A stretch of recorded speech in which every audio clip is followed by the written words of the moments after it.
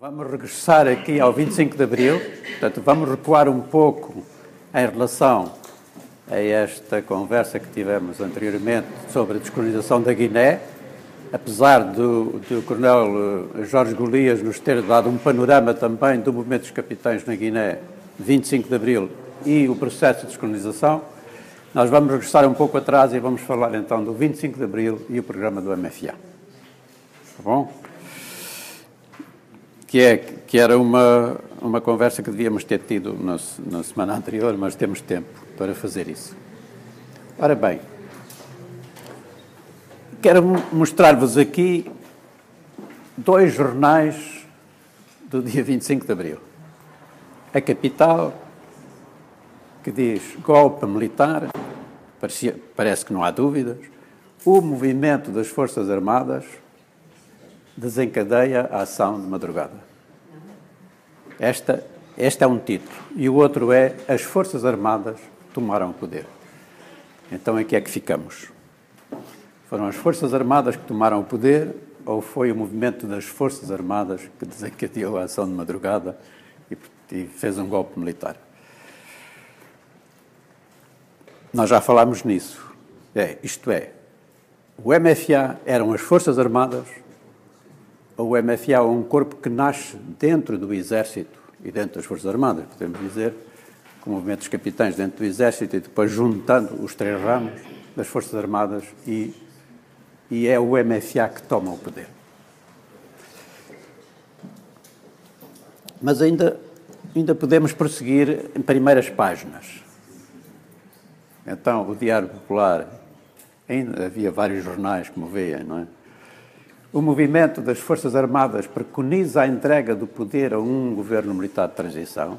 Então, se o movimento das Forças Armadas preconiza a entrega do poder, é porque tem o poder. Já tem o poder e vai entregá-lo a um governo militar de transição, ou seja, a uma junta de salvação nacional.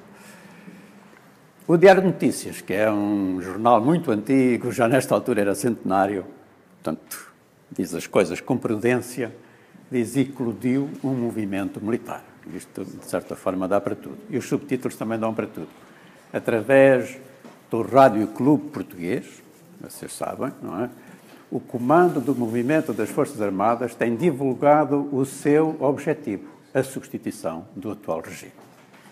Então, aqui ficamos cientes do que se estava a passar, ou do que se tinha passado nestes dias, sem ainda percebermos muito bem quem é que tem, afinal, o poder, a quem é que o vai transmitir, como é que isto vai ficar.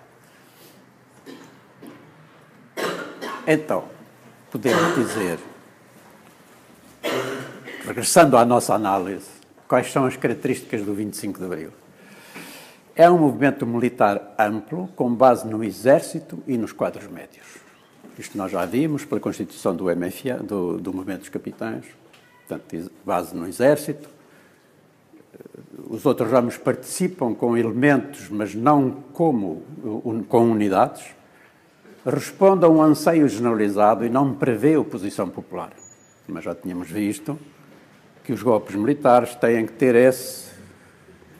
um objetivo que seja compreendido, não é? Ora, havia esse anseio, em especial por causa da guerra colonial. Assumam a componente de natureza política através de um programa democrático preparado previamente e anunciado após a vitória, e tem consciência de fraturas internas. Portanto, também tivemos aqui o Coronel Vasco Lourenço, que nos falou dessas fraturas internas, essencialmente da dicotomia, digamos, entre os spinolistas e os outros elementos do MFA.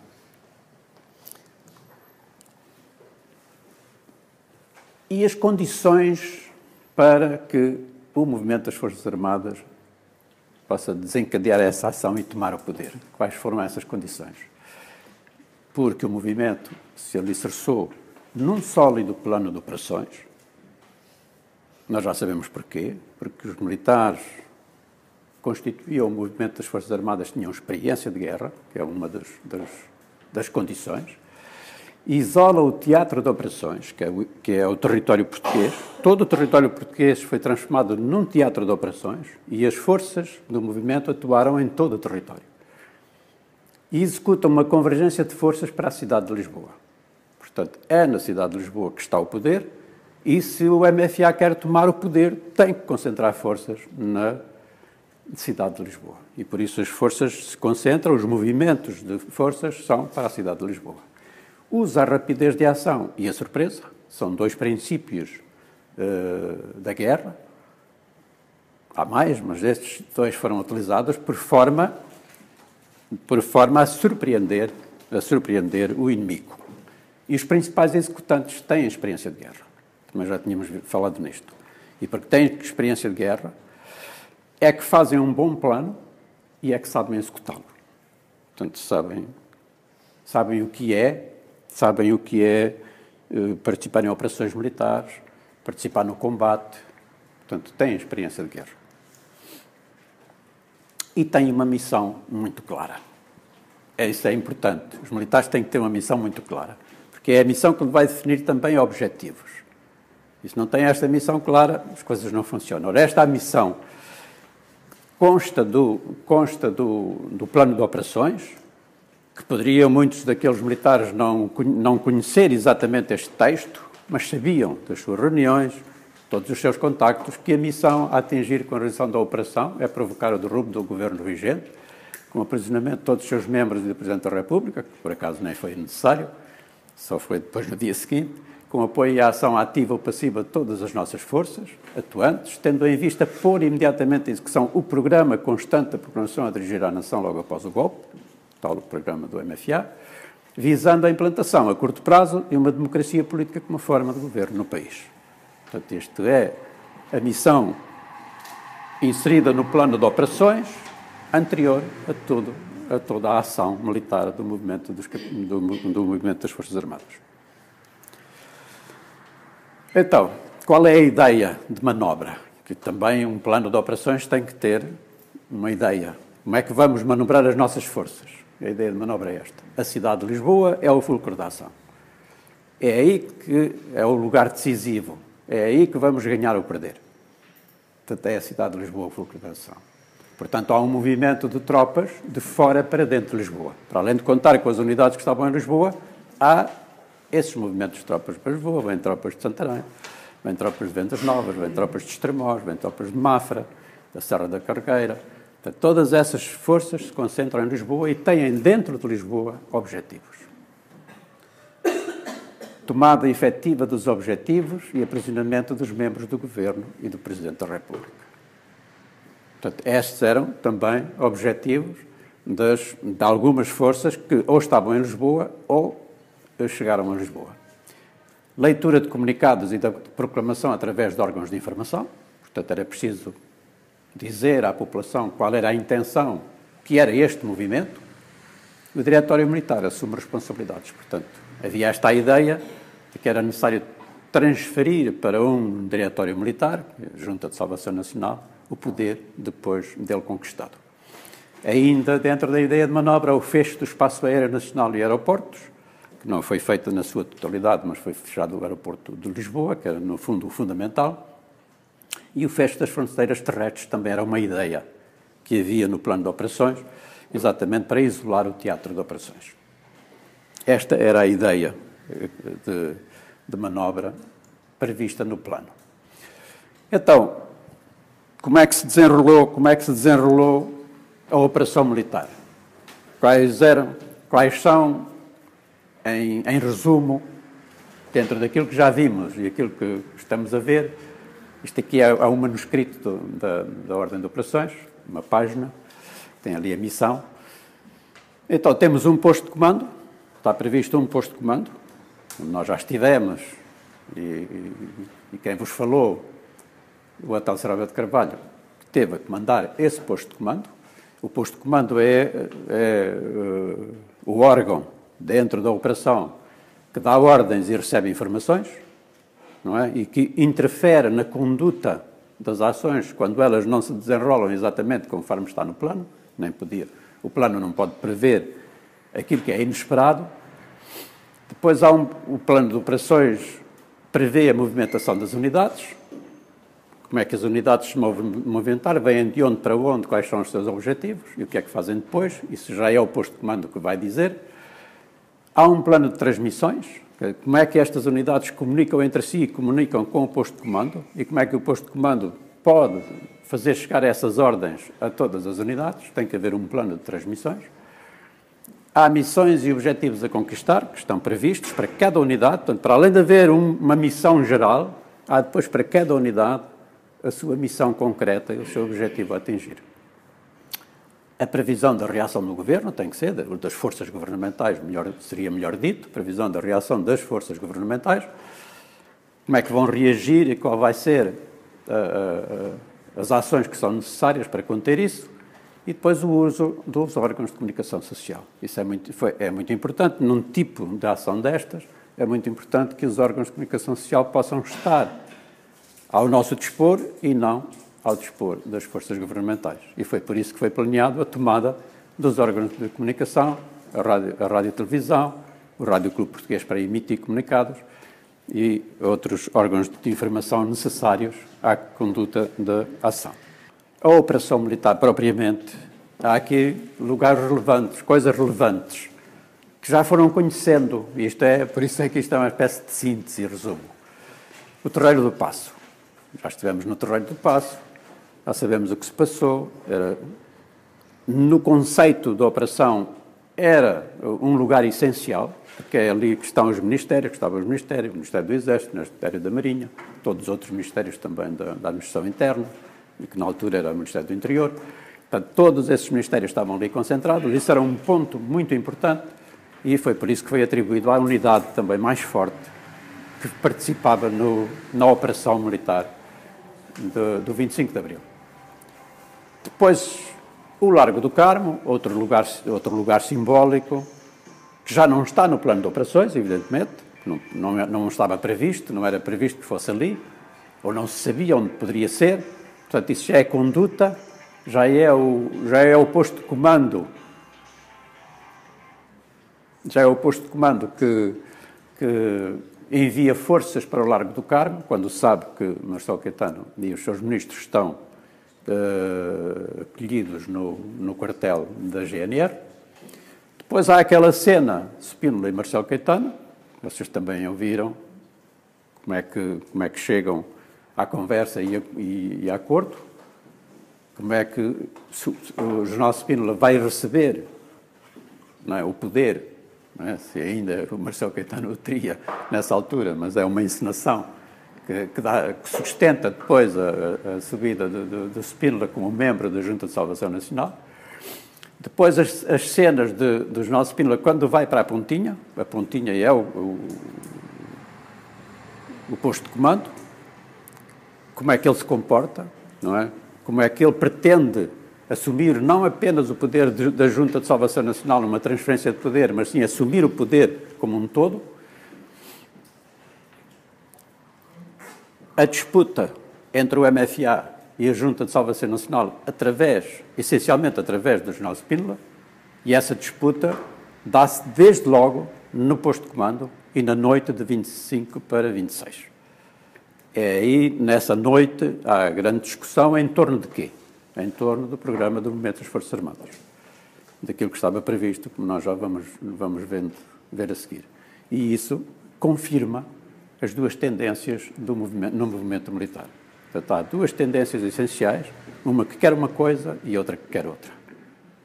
E eles vão se encontrar, vão discutir, vão assumir algumas cedências mútuas, não é?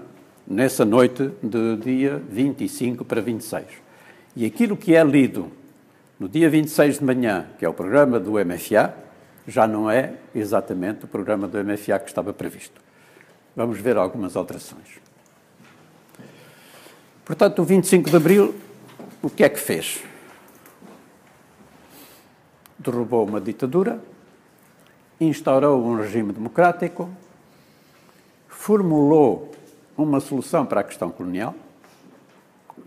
Formulou é assim aquela palavra, vamos ver, não é? Porque não impôs uma solução, não produziu uma solução credível, que continuasse credível, que fosse credível de uma vez, e propôs um programa económico e social de maior justiça. São as medidas do desenvolvimento que constam do programa do MFA. Portanto, o 25 de Abril e o seu programa fizeram isto de uma forma geral. Então, se fizeram isto, fizeram medidas de democratização, no fundo, a democratização do regime, o nascimento de uma democracia, a preconizar uma solução para a questão colonial, descolonização, e aquelas medidas, não é, de natureza económica, então é o programa dos 3Ds, como foi conhecido, de democratização, descolonização e desenvolvimento. O programa do MFA é isto, são duas páginas e pouco. Não sei se alguma vez tiveram a oportunidade de ler o programa do MFA, mas basta porem lá, programa do MFA, é isso. Tem aí textos imensos, para qualquer... Não há arquivo como a internet, não é? Onde está tudo, não é? Ou quase tudo. Então, se puserem lá o programa do Movimento das Forças Armadas, vêm-lhes aqui o texto, se tiverem alguma oportunidade de lerem, façam favor. Mas vamos ver alguma das coisas. Na área da democratização, o que é que o programa do MFA prevê? Prevê primeiro, duas medidas muito concretas.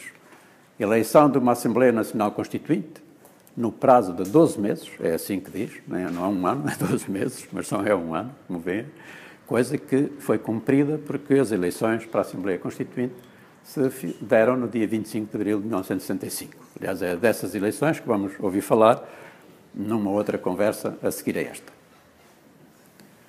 Nomeação de um governo provisório civil no prazo de 3 semanas. Também foi feito. Portanto, só um dos elementos do governo era militar, que era o Ministro da Defesa, Firmino Miguel. Tudo o resto era um governo civil. Sufrágio universal, direto e secreto, teve que ser preparado para aquelas eleições, também iremos ouvir falar a seguir.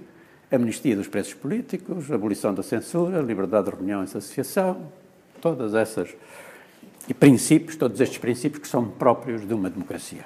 Portanto, esta é a fase da democratização do regime. Do regime não, do novo regime que era democrático.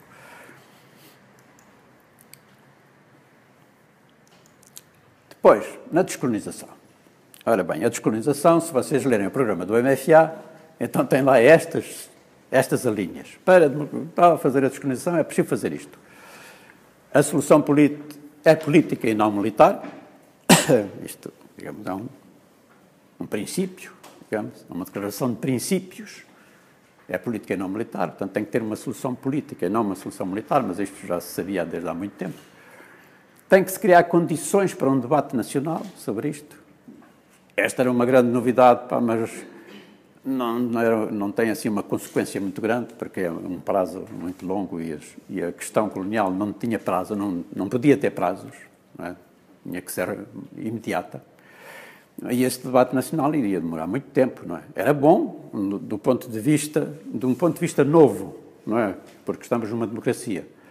E era muito diferente do que era anterior, que não havia debate sobre a questão. Mas é muito curto ainda. Portanto, é muito curto que a solução seja política, é muito curto que dependa de um debate nacional e tem que se lançar os fundamentos de uma política que conduza à paz.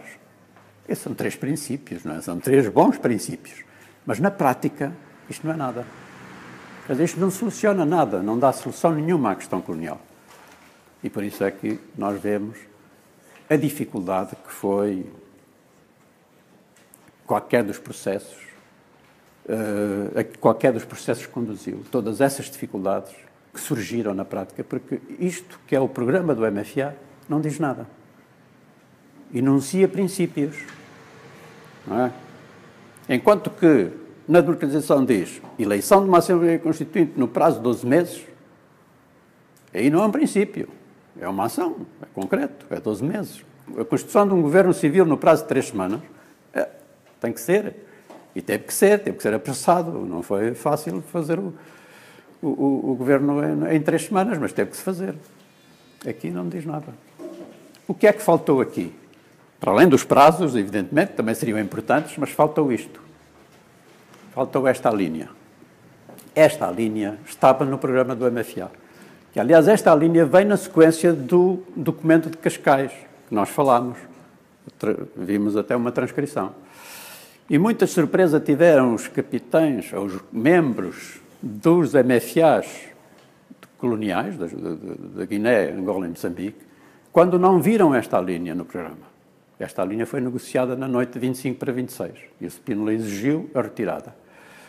Diz a linha D, que aliás era a linha C inicialmente, claro o reconhecimento do direito dos povos à determinação e adoção acelerada de medidas tendentes à autonomia administrativa e política dos territórios ultramarinos, com efetiva e larga participação das populações autóctones.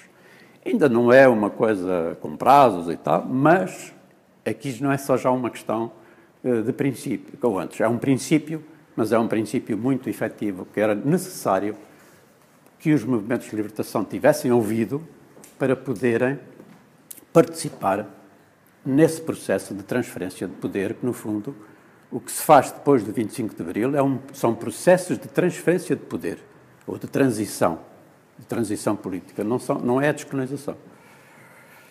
A descolonização vem de muito anterior, o Jornal Pesará Correia falou-vos aqui da descolonização de uma forma geral e dos processos de descolonização que vêm de muito longe e que Portugal só passa a participar nesse processo depois do 25 de Abril. Mas não é o processo de descolonização de qualquer dos territórios, não começa no 25 de Abril. Agora, se nós tivéssemos esta linha no programa, então sim, teríamos entrado no dia 25 de Abril no processo de descolonização. Assim não entramos. Sem esta linha, Portugal, apesar de ter mudado de regime e apesar de termos a ideia de que era necessário construir um regime democrático, ainda não estávamos em condições de entrar no processo de descolonização dos territórios.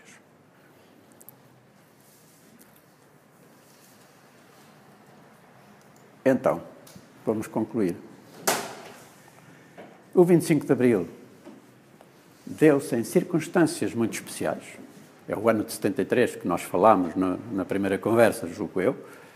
Há circunstâncias muito especiais que permitem os militares organizarem-se para a tomada de poder, para uma interferência na política, interferência violenta na política.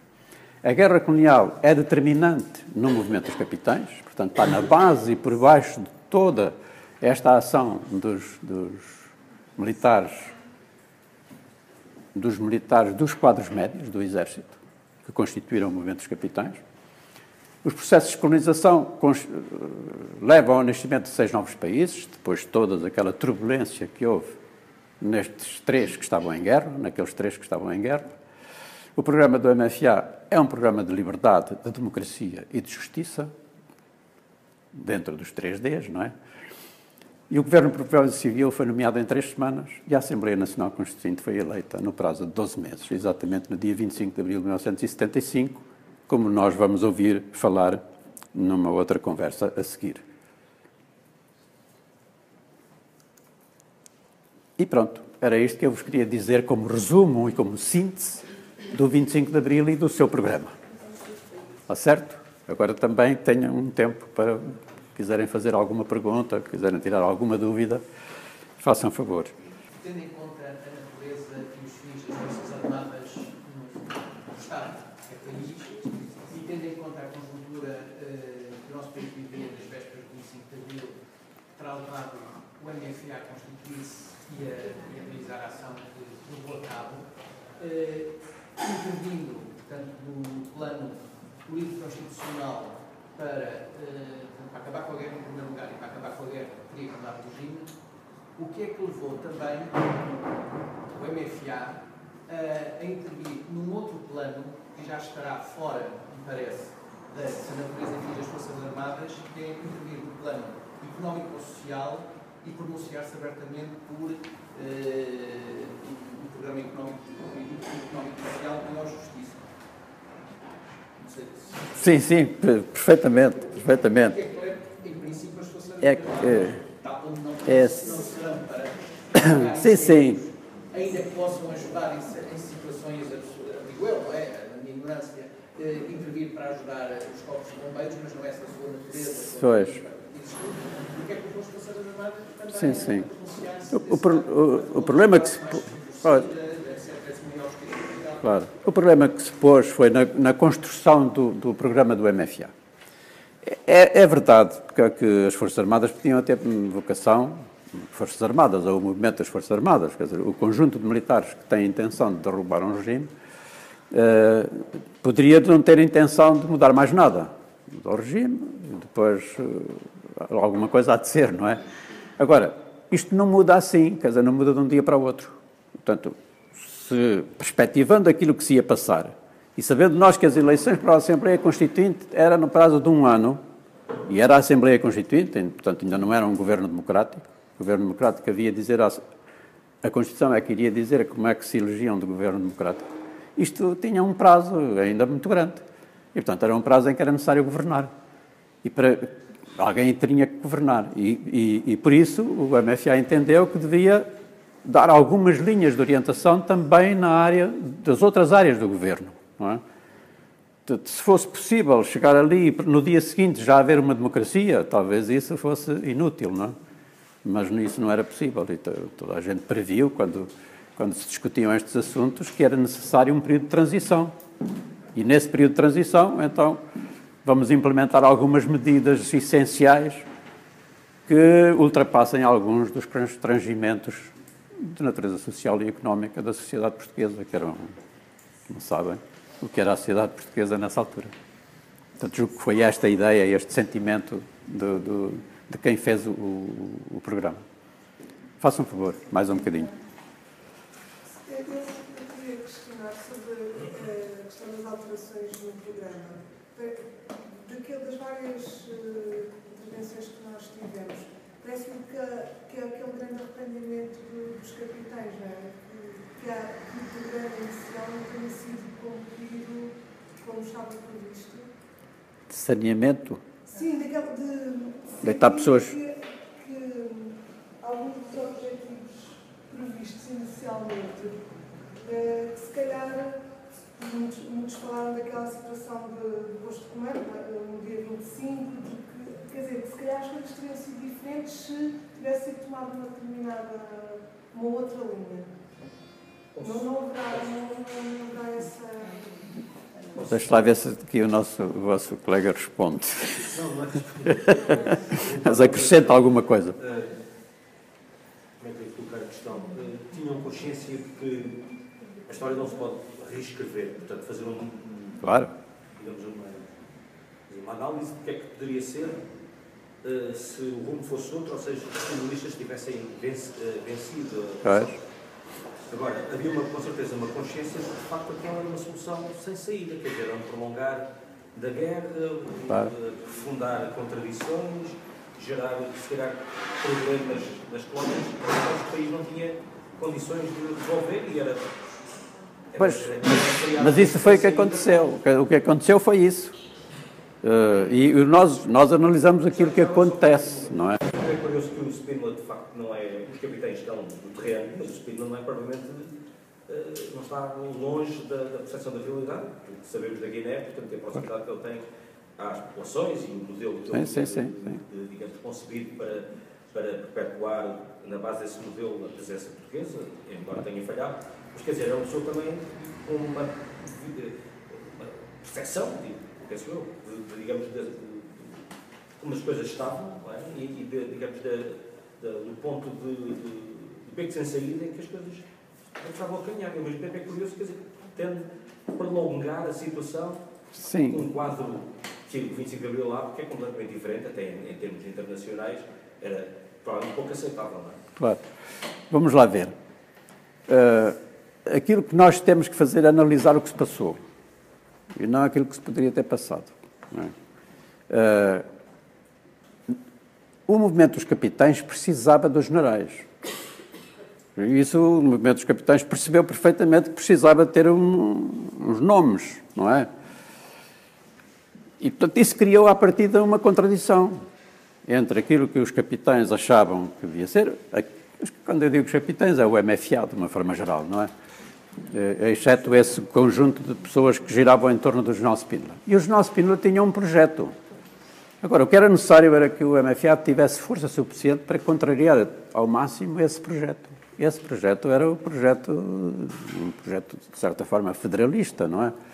Em que os territórios coloniais seriam independentes, mas continuariam numa comunidade, não sei, alguma coisa destas, que já não seria o Portugal e o futuro, não é? De fevereiro de 64, já não seria isso, mas que apontaria muito para essas grandes linhas. E isso vê-se na sua interferência na Guiné, como vimos agora, e na sua interferência em Angola e em Moçambique, não é? Quando o Coronel Vasco Lourenço vos falou aqui de que ele fez o discurso de 27 de julho, não é? E depois foram lá cumprimentá-lo e ele disse: está bem, eu já sabia o que vocês queriam, é assim, mas agora Angola é comigo, não é? Portanto, há sempre esta ideia que o Jornal Spínola tem e, portanto, há essa contradição dentro do movimento militar. Se alargarmos o movimento militar a toda a gente que participou, há essa contradição dentro do movimento militar, essa primeira contradição, não é? E relativamente à descolonização, é o assunto essencial que separa essas duas componentes do movimento. Porque um tem a ideia de que é necessário reconhecer os movimentos de libertação como representantes dos povos dos vários... porque são os movimentos armados, são os movimentos nacionalistas que fizeram a guerra.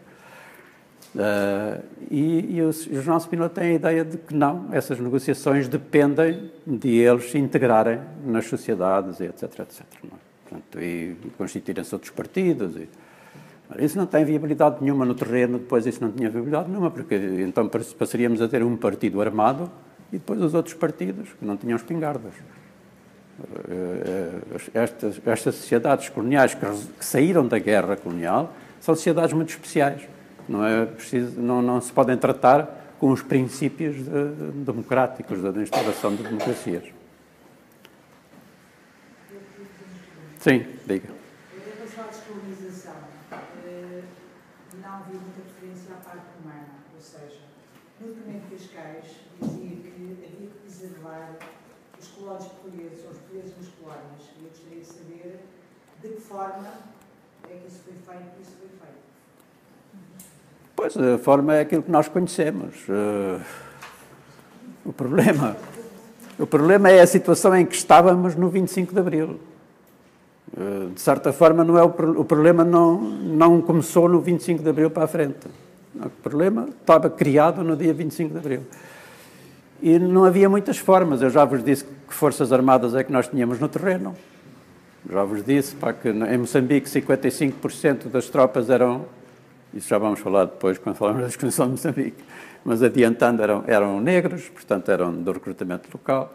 No dia seguinte não quiseram mais saber que estavam integrados nas Forças Armadas Portuguesas. Em Angola eram 40%, portanto 40% eram do recrutamento local. Havia muitas tropas portuguesas que já tinham ultrapassado os 24 meses, portanto nós não tínhamos qualquer tipo de força. Para além disso, não definimos o princípio. Isso aí foi problema do 25 de Abril, do movimento. Não definiu o princípio da aceitação da independência, da autonomia e da independência, né, da autodeterminação e independência dos territórios coloniais, das colónias. E esse princípio não sendo definido, houve desconfianças, imensas desconfianças. E todas essas desconfianças lançaram a confusão. No fundo, foi a confusão. Porque foi demasiado tempo, foi ainda ao final de abril, maio, junho e julho. São 3 meses, esses 3 meses são dramáticos em qualquer um dos sítios. Sem se definir um rumo.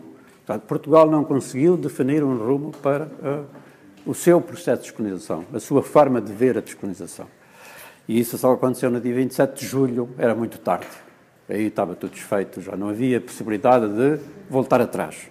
E então, as consequências, evidentemente, foram essas. Foram a defesa dos direitos, que apesar de tudo, ainda há umas declarações de princípios que aparecem nos acordos, não é? Sobre as populações portuguesas, sobre os portugueses que estavam nos territórios, aparecem todas essas declarações, mas isso não tem depois efeito no terreno e na prática, porque há também os acordos de cessar-fogo que obrigam as tropas portuguesas a concentrarem-se e a deixarem o território. E, portanto, a partir daí, digamos, a implantação de regimes, apoiados nos movimentos de libertação, os movimentos de libertação também não tiveram a força suficiente e necessária para sustentarem regimes com alguma força. E principalmente em Angola, em que eram 3 movimentos que se combatiam uns aos outros. Portanto, para além de haver o conflito entre as Forças Armadas Portuguesas e os movimentos, havia também o conflito entre os próprios movimentos, que já vinha de antes do 25 de Abril e que se prolongou muito profundamente depois do 25 de Abril. As circunstâncias são essas, é estar no lugar errado, no tempo errado.